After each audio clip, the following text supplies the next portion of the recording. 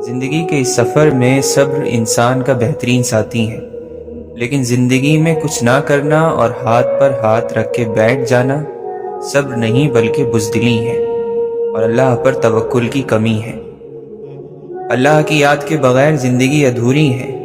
انسان سب کچھ پا کر بھی ادھورا ہی رہتا ہے، اور جب اللہ کی یاد ساتھ ہو تو مشکل سے مشکل گھاٹیوں سے بھی انسان بآسانی صبر کے گھوٹ پی کر گزر جاتا ہے۔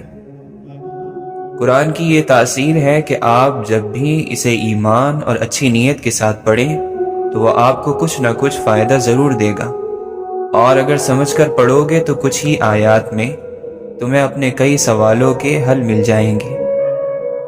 انسان کے پاس کئی صلاحیتیں ہوتی ہیں جو چھپی ہوئی ہوتی ہیں، جن کا انسان کو خود بھی پتہ نہیں ہوتا، لیکن اگر انسان اللہ کا نام لے کر آگے بڑھنے کی سوچ لیں تو اس کی کئی صلاحیتیں اجاگر ہونا شروع ہو جاتی ہیں۔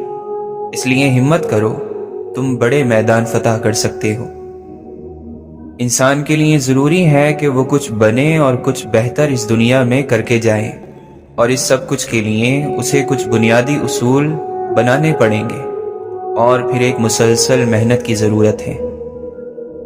اپنے بچوں کو ابھی سے نیک لوگوں کی کہانیاں سناؤ تاکہ وہ بھی بڑے ہو کر کچھ نیک کرنے کی سوچیں۔ دنیا والوں کی کہانیاں سنیں گے تو وہ زیادہ تر اپنے نفس کو خوش کرنے کا ہی سوچیں گے، اس سے آگے کچھ نہیں۔ جب خود کے لیے جی کر بور ہو جاؤ اور اکتا جاؤ تو دوسروں کے لیے جینا شروع کر دینا۔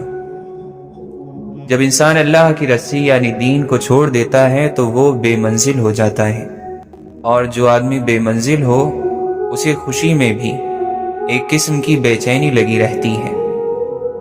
محبت کیا تقاضا کرتی ہے؟